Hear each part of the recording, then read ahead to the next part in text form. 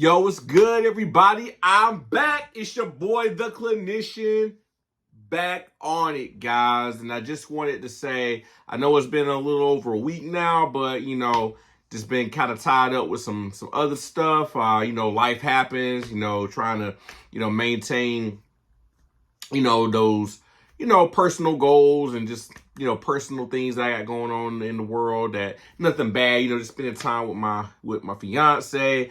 Hung out with my friends. Actually went to a Hawks game the other day. Shout out to my homies, Cool Cash and my man Justin Hempstead, man. We all kicked it. Saw a really cool game, with the Hawks in New Orleans the other day. It's really good, spend time with your friends. Sometimes you just got to, take a step away and, just hang out, do some type of self-care for yourself and, enjoy life a little bit, So with that being said, though, your boy has still been collecting. Your boy's still staying on the grind, still getting books that, I really been wanting to snatch up and really take part in. So, you guys know I'm a big Thor guy, love collecting books that are Thor related to, complete my collection of Journey into Mystery, as well as that early Silver Age Thor run. But it's not to say that I don't collect other things. And I think I told you guys before that I will start sharing some other things as well, just to kind of, break it up a little bit so it's not too Thor-based, on every episode. So actually, I got these books from a guy. Shout out to Duke's Comics in California.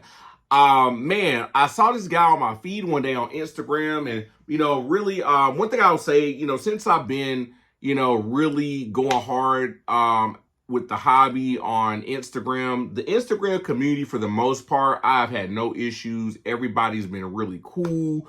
Everybody shows love. I really feel like the community is really welcoming and engaging.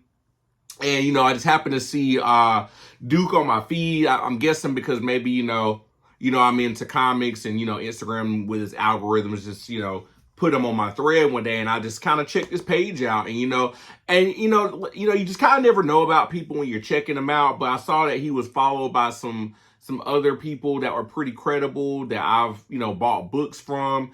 And then looking at his page, man, I mean, his deals were like, whoa, is this too good to be true? I don't know. But nah, for real though, for real. Dude was really cool. Duke was really chill guy. Really personable, really likes to talk to you, try to find out what you're into, what you like. So I was telling him, hey, I'm into some Thor stuff, but I'm also into some other things. And that's what I kind of want to share with you guys today. And I want to kind of give Duke some credit for this because he's really started me on my journey into collecting this particular title. This is a title that I've been wanting to collect for a while, but just never got around to it. And now I feel like now's the time. Like, I'm just looking at the prices for these books and the way the market is right now. This definitely seems to be more of a buyer's market with the way, things have been going, y'all. So without further ado, I'm going to unbox these books for you, and we're going to talk about it. We're going to get into it, and, I'm going to explain to you, why this particular run is what I'm starting. So let me just open this up, and we'll kind of dive right on into it.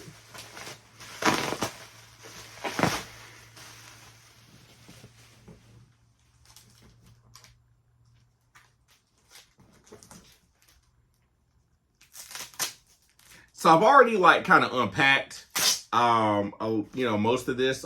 Duke did a really good job with packing these books. Made sure that, they were really strapped in, which was great because when these, and shout out to you, Duke. When these books came in, actually, they were actually, it was raining that day. And they left the box and the package in front of my door. And when I got there, the box was just drenched, man. It was soaking wet, just completely watered down. And I was just like, oh my God, man, I hope, these books were, didn't get damaged. And Thank God they didn't. You know, it doesn't like any water damages on any of the books. Duke did a great job wrapping these bad boys up. And let that be a lesson too, guys. It's so important, even though I know we can't control you know, the postal service or who delivers our books. It's that much more important to make sure you wrap your books up really good. You know, whatever you gotta do, you know, he used bubble wrap, you know, for his, and he also put them in a pretty thick enough box to even where if it did get wet, it wasn't seeping through. So I'm just grateful that these books made it here safe with no issues and everything's good to go.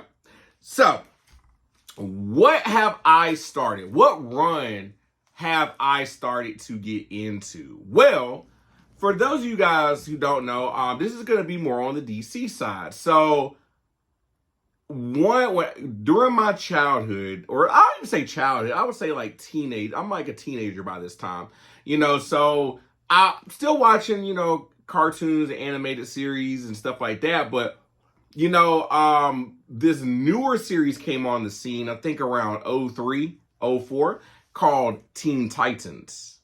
And yes, guys, this is the show this show is actually what got me into wanting to read the comic books. Like the Teen Titans that used to come on Cartoon Network with Robin, Cyborg, Starfire, Beast Boy, you know, and Raven and Starfire, and you know, all of them. Like, I used to love watching that show, man. It was dope, man. It was such a well put together show. It had a good mix of comedy and humor and action, and you know, I really didn't know too much about the comic books, to be honest with you, other than I remember my uncle used to tell me, like, you know, the Teen Titans are pretty much like, you know, like a lot of the sidekicks that kind of got put together on a team. They came out way back in the day.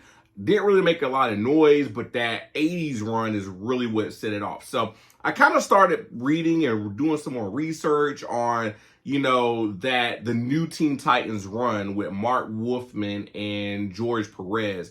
And looking at the artwork, I was like, man, I really missed out on that. And, you know, apparently they were, you know, in the same era as Christopher Claremont. And you know, Christopher Claremont, you know, is really known for his X-Men run during that time.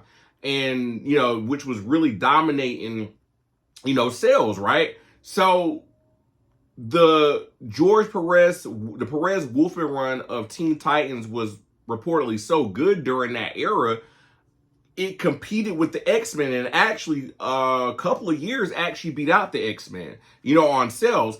And so much so, because they were the two bigger titles at the time, Marvel and DC actually did a collaboration where the Teen Titans actually teamed up with the X-Men for a crossover event with, I believe it was the Dark Phoenix, and I don't know if it was Trigon, or I forgot who the villain was. I don't know if it was Trigon or the Anti-Monitor. It might have been the Anti-Monitor. I'm not sure. I gotta look that up. Guys, put in the comment section if you guys know who the DC villain was for that X-Men and Teen Titan crossover event. I can't remember. But anyway, I was hearing a lot of great things about it. And from what I've read and what I've kind of gotten into, I was like, man, this is actually really cool. And then I heard about the live action show they came out with, which I haven't watched yet. I've heard mixed things about it. I've heard people that really, really, really like it and go hard for it. And I've heard people that just like, this is like the worst like show ever to come out for superheroes. So I don't know. If you guys, maybe you guys could tell me, did you guys like the Teen Titans show that came out on, it's on HBO Max now. It's like a live action Teen Titans show. So, you know, I'm not too sure. I was thinking about giving it a watch because I actually became a Teen Titans fan watching the cartoon, but in researching the comics and really looking at the artwork, I really became intrigued to the point now where I'm starting to want to put a run together for the new Teen Titans era by Mark Wolfman and George Perez. And the significance of this run is it really put the Teen Titans back on the map to the point where a lot of people, like a lot of the lure and a lot of the things that are happening today with the Teen Titans stem from stuff that happened back in the 80s during Wolfman and Perez's run. A lot of people don't really go back to the 60s when they first came out. Not to knock on it, but it's just not. It just wasn't as popular, I don't believe, as it became later down the line with that Wolfman Perez run. They consider this to be the definitive run of Teen Titans. So with that being said, I actually am looking to also purchase the omnibus to where I can read the whole thing in its entirety. I'm really on this omnibus kick, but I also wanted to get the floppies too because I really got into, the show. I love the show, but I also love reading about the comics and researching about it. And I love the characters. I love Slade. I love, the Judas Contract, which I am aware of, is one of like my favorite like storylines, out of that run. Of course, that's pretty much everybody's favorite storyline out of the Teen Titans run, but I really loved it. And I did watch the Judas Contract, movie, or the cartoon movie that they did for DC, and I didn't feel like it followed the comic as well, but it was okay for what it was. I'm not gonna like crap on it and say it was complete trash, but it was kind of missing some things. So without further ado, shout out again to Duke's Comics in Carolina. For you actually, man, are the first person that I've purchased the new Teen Titans from, and you, my friend, have started me on this journey to collect all of the new Teen Titans by Perez and Wolfman. So I just want to say thank you for starting me on this journey, man, because you had some heat. You had a lot of books. So let's get into it. So first thing I'm just gonna go in order of the POW.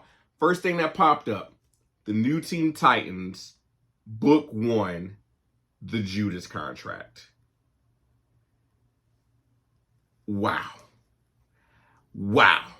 Now, for those of you guys who do not know, okay, the Judas Contract, as I said before, is the definitive Teen Titans storyline. It happens later in the series, but basically what happens is by this point, you've already been introduced to Slade, and who basically is an assassin and becomes like an arch enemy of the Titans and becomes a recurring character. But during the storyline, you find out that Slade actually hired a spy or employed a spy to basically infiltrate the Titans. And yes, it actually is one of the Titans. So you don't know who it is. I don't want to spoil it for you if you haven't read it, because it's a really cool plot. Because this particular individual, stays with the group for a while, and you really don't. And I remember, like, from the stuff I did read, you kind of wondered, like, if this particular character was, gonna stay good. Was he or she heading down the right path, or like what angle was the storyline going to take with this particular character? And it's interesting because you find out later that they in fact were a spy, and when it's revealed, it's just like, oh wow, but the storytelling was so dope, it was so ill that you could kind of see it going either way, so you really couldn't call it. And it was such a dope moment for that, for that era during that time. So I don't want to spoil who the traitor is in the group, but it's such a classic storyline for the Teen Titans. So I have book 1 of this. So you can't have book 1 without having the rest of it, right? So pretty much I've gotten all of the Judas Contract storylines, 4 issues. So this is the 2nd issue of the Judas Contract. Beautiful cover. I mean, this Perez was a dope artist, man. R.I.P. to George Perez, man. I know he recently just passed not too long ago. Man, like, dope artwork. I wish I really could have met the guy and have gotten this signed, and really I got to pick his brain apart about some things. That's why it's important, when you can go to these cons and support these artists, man, just do it, because you just never know when it might be the last time you see these guys, or girls or whatever. So within another significant piece about the Judas Contract is something iconic happens within that storyline. A couple things iconic happen in that storyline. So one, of course, there's the traitor in the group that is later to be revealed. But the probably what most people remember about the Judas contract, and I will have to spoil this for you guys. I'm sorry if you don't know by now, then I don't know what to tell you. But in the Judas contract, Robin, who actually at the time was the leader of the Teen Titans, and this particular version of Robin was Dick Grayson. So this was the original, the OG Robin, right? But during the storylines of Teen Titans, a lot of times Robin's whole theme was trying to get outside of Batman's shadow. Because for the longest time, Robin never really had his own identity. He was just always Batman's sidekick. You know, oh, gee willikers, Batman. You know, he was just, he was just the Boy Scout, always, followed. He was, following Batman's footsteps. And what I liked about the Teen Titans is they kind of shook it up a little bit, right? They kind of pushed back on some of how Robin perceived Batman. So Batman wanted him to do this. Like Batman wanted Robin to go to college, and Robin was like, "No, I don't want to go to college. I don't want to do that." Batman wanted him to do a lot of other things, and Robin just was not feeling it, and he just kind of started to slowly drift away from being under Batman all the time. And, it's kind of like when you grow up, right? Like you're a kid, and, you're up under your parents and you follow their rules as long as you're under their household. But as you get older, you kind of become your own person and you kind of start to venture off, and you don't always agree with everything your parents tell you. And sometimes you choose a different path in life and you don't always, do the things that they want you to do. And, you kind of find your own way on things, right? So essentially that's what Robin kind of did. And so much so that the symbol of Robin represented what Batman saw in him, or saw in what his ideal sidekick or support system would be. So to get away from that, Robin created a whole new identity, and this is when we get to the Judas Contract, book 3. He does this, and he goes from being Robin to Nightwing, my guys, my friends, my girls, whatever. This is the first appearance of Nightwing in comics. And for those of you guys who don't know, Nightwing is that dude. Nightwing plays no games. Nightwing goes hard in the paint. I actually, low key, I love Batman too, but Nightwing is up there with, he on Batman heels. Like, Nightwing is really legit. Nightwing is like that. What I think I like more about Nightwing is he's a more relatable character in terms of when it's like you can kind of see yourself in him fighting and doing crime fighting. What I mean by that is he has more personality. Batman, I love Batman, but Batman is just, the way he thinks is just like not real, not relatable, man. Like he just everything's like a cold, calculated equation with Batman. There's always a method to the madness with everything he does. He can just never unwind, never have fun. It's always, work. Nightwing was a little bit different. Nightwing, he'd have those serious moments when it was time to get down to business and time to get, gritty. He get gully with you, but at the same time, he knew how to have fun. I mean, he had relationships. He was dating Starfire from the Teen Titans at the time. He was juggling a lot of things, and he had a life. Like, he wasn't just, dedicated all day, every day to just crime fighting. I think that made him more of a personable character for me, and that's why I kind of rock with Nightwing, when he came out. And I remember, first seeing Nightwing on that Batman animated series cartoon.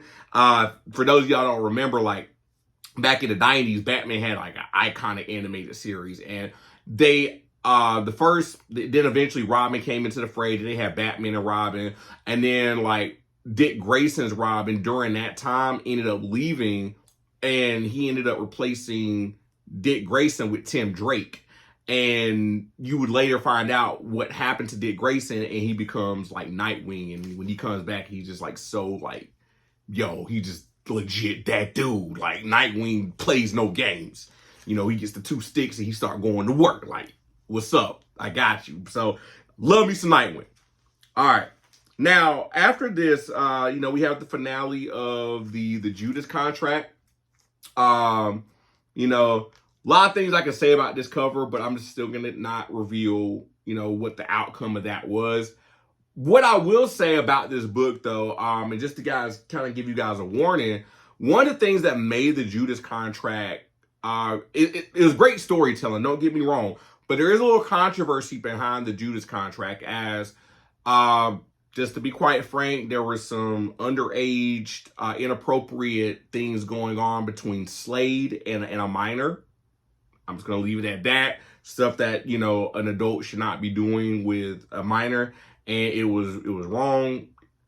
Don't do stuff like that. But that was portrayed in the book. So just giving you guys a heads up if you're not into, if that's a trigger for you guys, or if that's something that, you know, could be an issue, you may not want to, you know, read this because it does have some of that in there. And, you know, even during that time, it was very controversial because, you know, that hadn't happened. Like, you know, nobody, you know, had touched on that particular topic before. So for them to put that in a comic book, hey, you know, I don't know. I wasn't, you know, born yet during the early 80s. I didn't come to the late 80s. So, you know, I couldn't really speak on that. But, you know, so just to give you guys a fair warning, there was some underage inappropriate things going on between Slade and a minor. So I just wanted to kind of put that out there. All right, now getting back to the task at hand. So my man Duke Comics of California, man, you hooked me up. You hooked your boy up. And I'm gonna tell you, the dude will give you some deals, so he will work with you. I mean, you talk to him, you know, he'll work with you. And I think he's actually doing a special now where if you buy his books, he's giving you a $20 credit as of March the 14th today. So if this video goes out tomorrow, I can't help you. But as of March 14th, he was doing some deals. And I think, you know, he's giving out $20 credits. If you buy his comic books, you can put a $20 credit to, I guess, another purchase. So support that dude, man. I'm going to actually tag him on this comment section because he's a real one. He's a real one. He got my babies here safe, so I'm rocking with Duke. Now, this next book, actually this next series is, Duke also had the solo series, one of 4. So what it was is the Teen Titans, a lot of these characters were introduced, right? The new Teen Titans were a lot of new characters that really had been introduced before. So like Cyborg, Starfire, Raven, Changeling, which we will later know as Beast Boy. All of these characters did not come until later, right? Until this run with Perez and Wolfman. So what they did was, we already kind of knew who Robin was, right? We got his origin story from Batman. So they actually put together a solo series or solo comic with each of the detailing the origins of each of the characters, which I really like because we really want to know the background. Where these guys come from? So the first one is Cyborg. So this is the origin of Cyborg, 1 of 4. And I love the character of Cyborg, man. I just felt like he's just always underutilized in a lot of the books. I feel like he has like a lot of potential, but just never gets done right. And you know, it was crazy because I was like talking to my fiance and everything, and when we watched the Snyder cut for the Justice League, man, if Cyborg wasn't like one of the illest people in that movie, I'm like, yo, it was so crazy because, like, if y'all had seen like the Snyder cut for that Justice League movie, y'all missing out. It was so dope, man. And like when they incorporated Cyborg into and how he was utilized, and you know, his backstory was so dope. The issues he had with his father, because his father just looked at him as a science project, and you know, just something like a as opposed to his actual son, and the disconnect between them. But then also like the part he played was so key to the Justice League winning. It was like, yo, you needed Cyborg. I was actually looking forward to a solo Cyborg movie that I guess we're just not gonna get now. I don't know what Gunn's gonna do, but Gunn, I mean, I would love for Gunn to tackle this character because I think you can do a lot of cool things with Cyborg, man. Like, I mean, yeah, he was with the Teen Titans and he was with the Justice League, but you could put him in any box, man. But his storyline is so dope, and I love the character. He was actually my favorite, like on the cartoon. Like, I got the Sonic if you got the boom. Y'all remember that line, that catchphrase him and Robin used to do? I got the Sonic if you got the boom. Like, yeah, him and Robin was like the tag team dudes on the team and everything. So they was always like bringing that smoke, But yeah, I just love the character of Cyborg, man. I just always thought he was dope. And his storyline in this is actually really compelling, man. There's a lot of issues. It's like really him trying to make peace with the fact that he's not 100% human. He's like that robot machine aspect, but he actually kind of works through it pretty well. I mean,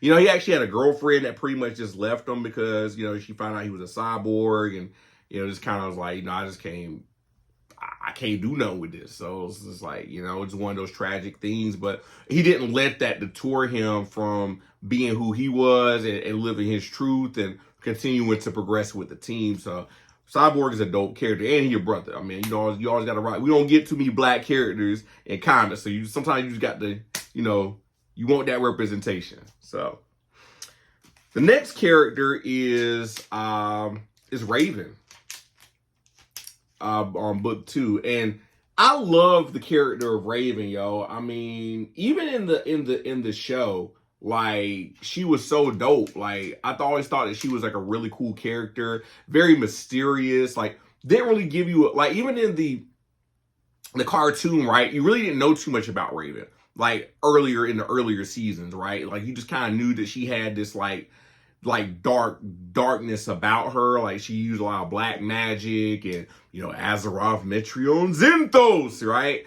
She was always like doing some type of mystical type of things. And, there was, you always were kind of intrigued by like, what is going on with her? But then when you find out later that she's the daughter of like Trigun, which Trigun is this demon, who basically, rules like a whole nother realm, and he's always trying to get to Earth. But in order to get to Earth, he had to basically, sleep with a human, impregnate them, and use basically his child, in this case being Raven, as a portal to get to Earth and try to take over. Basically, he's just the evil dude, and basically Raven is his daughter. And he's always trying to get her to use the full extent of her powers to where she'll lose control and he can take over. So it's kind of like she's always having to keep him in check and trying to suppress him coming. But Trigon is a pretty key villain for the Titans, if I'm not mistaken. In general, well, I know he's a villain in general, but like in terms of this run, I know he pops up quite a few times. And they actually beat him, which is interesting because Trigun is like nothing to be trifled with. Trigun is actually a problem, like, so he's nothing to play with. Like, he's a big demon, devil-looking guy. Like, he's a beast. Like, Trigun is scary. Like, he's scary powerful. Then we got Beast Boy, or as they call him, the Changeling. Beast Boy, name kind of says it all, right? Could transform into any animal. Kind of the jokester of the team, likes to crack jokes and, talk junk and, just kind of have fun, hey, just a like a carefree type of guy. And I think a lot of his humor, if you really break Beast Boy down, is a way of how he copes with the aesthetics of how he looks, because he's a green dude, with pointy ears. And, I think he uses humor as a way to kind of cope, with a lot of things. And sometimes it can come off a little annoying. I mean, even the cartoon, he was kind of annoying at times. And I know a lot of people say that about his character, but he kind of grows on you too. Over time, like, Beast Boy kind of grows on you. You kind of start, I kind of rock with Beast Boy. I kind of rock. I see where he's kind of coming from, because he tries to keep things light. And you kind of need a guy like that in there that kind of breaks up the monotony, and it's just not too, serious all the time. It's not like, you need some jokey jokes in there every now and again to kind of break it up. So I rock with Beast Boy. He kind of grew on me. I ain't gonna front. Now, the next character is Starfire. I love Starfire, man. Like Starfire is a dope character. I love like the fact that, you know, she kind of has this innocence about her. Like, you know, she's just trying to learn the cultures of Earth and, you know, how things work, the mechanics of human life, because she's not even from this planet, right? Like, her sister pretty much, like, her sister have beef and everything, so she got some sibling issues going on. But she's like mad powerful. I mean, she's really one of the heavy hitters on the team. I mean, she got super strength. She, you know, gets, you know, shoots out sunbeams and, you know, out of her eyes, and, you know, she can fly and all this other stuff. So I love Starfire. Really cool character. Always like a real positive character, you know, just real, you know, hey, you know, like things are gonna be all right. She's always looking for like the bright side on things. And I think it's a good contrast to like Raven's character, who's has more of like I guess what you would call like a gothic type of tone to her, where she's a little bit more morbid and a little bit more pessimistic. She's like the you know, the complete opposite. And of course, you know, she ends up with Nightwing, which I love their relationship. I actually think it's a pretty cool relationship, you know, with her and Nightwing getting together and everything. So Starfire is a dope character. Love her character. And I think this actually, if I'm not mistaken, I think this is the first appearance of Blackfire too, which is her evil sister, you know, her older sister who, you know, be hating on her.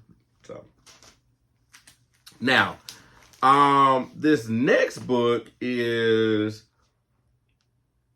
a Slade appearance. I believe this is Slade's third appearance in the new Teen Titans.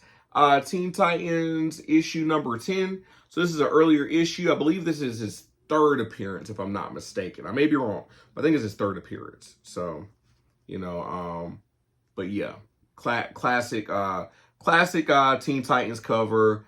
You know, and you know, I also forgot to mention, there are other people besides. I know we talked about the main cast of Teen Titans, but they had other people on there too. So they did have Kid Flash, which would actually later become Wally West, which is the Flash I grew up with. From in those guys who watch Justice League Unlimited, like I grew up with like Wally West. Like Wally West was my guy. I know a lot of people, you know, grew up with you know, the previous Flash and everything. God, I just don't. Lost my train of thought. Forgot the dang Flash was like not Wally. Who was before? Man, I'm having a brain fart, and I'm supposed to know this. Man, now it's gonna irk me. But the Flash that's on the TV, that had the TV series on CW, I forgot his name. You know, he's in the movies, the Justice League movies and stuff now. But Wally West was my Flash, so that's who I rock with. And Wonder Girl, her origin is so confusing. I'm not even gonna get into that. Initially, I think she was supposed to be a sidekick of Wonder Woman, but it ended up not going that way. Like, and then they just created her a whole completely different origin for her. I think the new Teen Titans kind of cleaned that up a little bit, but I don't know. But she does play a big role in this group though. And she's actually one of the heavy hitters too. Super strength. She also has a lasso like Wonder Woman, but hers does something different than Wonder Woman's. So I forgot what it does. It doesn't make them tell the truth though. I think it does something else.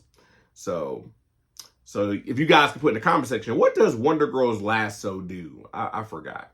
You know, I forget. All right. Next is just a classic cover. You know, Slade on trial type of thing. You know, just a classic Titans cover. You know, another classic Teen Titans cover with Slade. And I love like Slade's design. I always thought he had a really cool design. I know Deadpool kind of makes fun. You know, Deadpool was a fun fact. You know, Deadpool was created to make fun of Slade Wilson, right? Because Slade Wilson actually came out before Deadpool. So Wade Wilson was initially supposed to be a parody of Slade Wilson.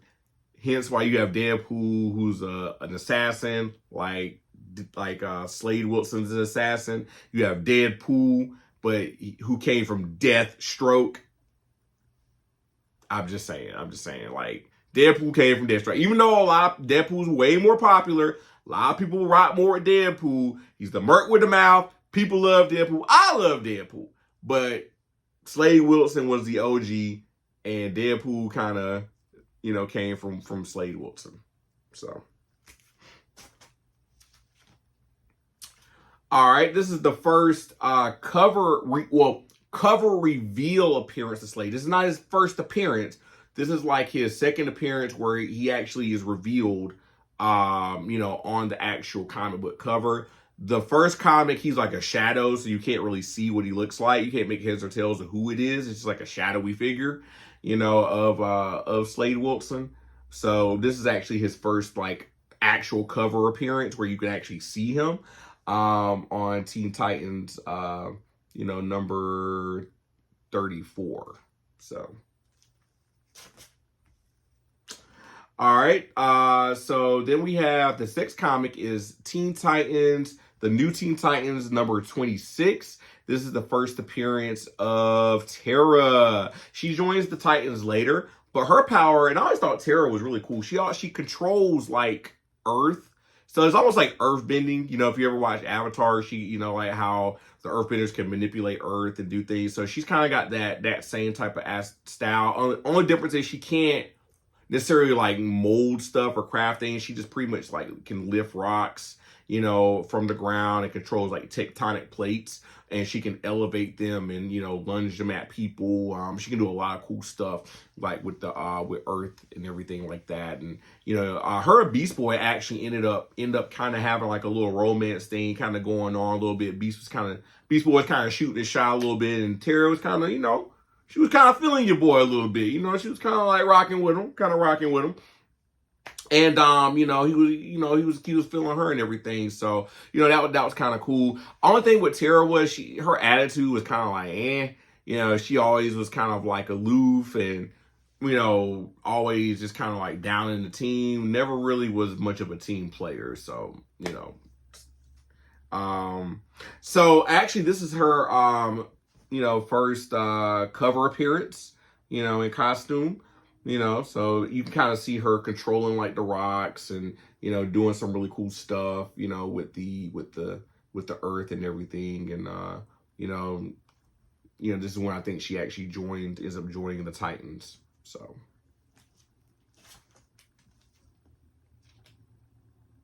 Oh, I said corrected. This next issue is when she joins the Titans. Issue number 30 is when Terra joins the Teen Titans. So I guess I think the previous issues where she, basically kind of goes up against the Titans because she doesn't really know. There's always that confusion, before a battle. Oh, I thought you were bad. Oh, I thought you were bad. And then they have to go at it with each other. So this is, the issue where she joins the Titans.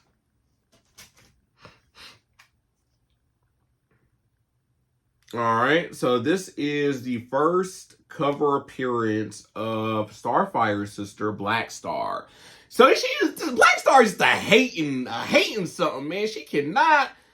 She just cannot get over the fact that Starfire is just that chick, and she better than you. I mean, it just is what it is, man. I mean, she was chosen to rule, basically rule and be the next, and Blackfire don't like that. She's like, no, I need to run this, Joan. I'm the older sister. I should be doing this. I should be having this. And kind of like Loki and Thor. It's kind of like that dynamic. Only difference is they're actually blood sisters.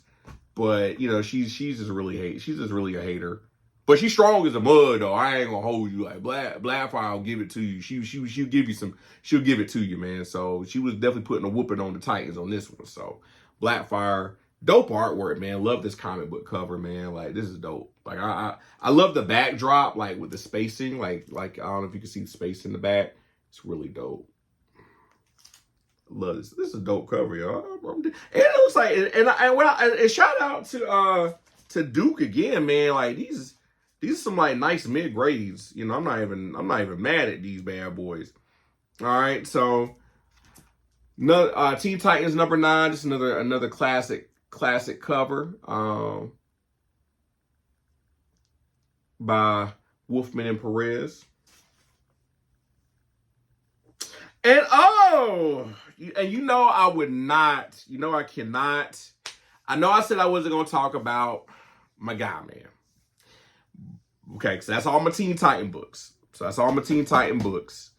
So, you know, I wasn't gonna do it. You know, I was just like, I'm gonna let it ride. But I got to, because this was a part of the load. This was a part of the load I got from Duke. This is a part of the load I got from Duke. So I do apologize, guys, but it is what it is. Real quick, I got Thor issue number 133, the first full appearance of Ego, the Living Planet. So, you know, for those of you guys who don't know Ego, he was, they kind of used him in Guardians too, even though that wasn't really Ego. They just completely switched it up. But he basically is like a living planet that was created, you know, and him and Galactus kind of have some bouts back and forth or whatever, but you know, he's a pretty strong, in cosmic being, you know, in the Marvel universe. So just another thing to add to my Thor collection. Really cool. Really glad to have this pick up at the grade. You know, it's a low grade, but I needed this book, you know, for my run. You know, there's like a spline split there, but it's cool. I just need this book for my run, so I'm completely fine with that. And Duke, and another thing I like about Duke is he does tell you the grade up front, and I love that. I do not like when sellers do not tell you the grade. They just kind of just show you. I mean, I understand, you know, I have eyes, I can see pictures, I can look at the books, I can tell what they look like. But it does help sometimes when somebody's, you know, can tell you the grade, because how the book looks on picture sometimes is not how it's going to look, you know, when you actually get it. You know what I'm saying? Because it can look good in that Mylar. And, you know, even when you take it out of Mylar and look at some of the pictures, sometimes the pictures aren't really a high depth and pixel quality. You just really can't tell. So I really appreciate Duke for telling me the grade. And I think he's pretty spot on with his grading. I mean, for the most part, all of them were about what he said. A lot of them were ranging from like 7s to 8s and stuff like that. That first appearance of Nightwing was like a very fine. So I'm really happy with that. And just because he's a nice guy, he threw in a freebie. Duke gave me a freebie. I can't believe it. Duke gave me a freebie. I didn't even ask for this, yo. So check this out. This man gave me a supersized annual of the Punisher. What? I wasn't even expecting this, guys. Like, he just threw this one in. Like, I didn't ask for this. I didn't request for this. He just threw this bad boy in. So, Duke, shout out to your brother. Thank you so much for making sure my books got here safe. Thank you so much for wrapping them properly. And thank you for throwing in this book. And he did that the last time too, guys. Last time he gave me a reprint of a Spider-Man 300 comic, and he just gave it to me, man. So holla at your boy Duke. Duke got them deals. Duke with California Comics. I'm gonna tag you in on this, man. I know this video has been long. Thank you guys for rocking with me. I love talking comics with you guys. And thank you, Duke, for starting me on my journey with the new Teen Titans. I definitely will be getting some more from you. And I'm out, y'all. Peace.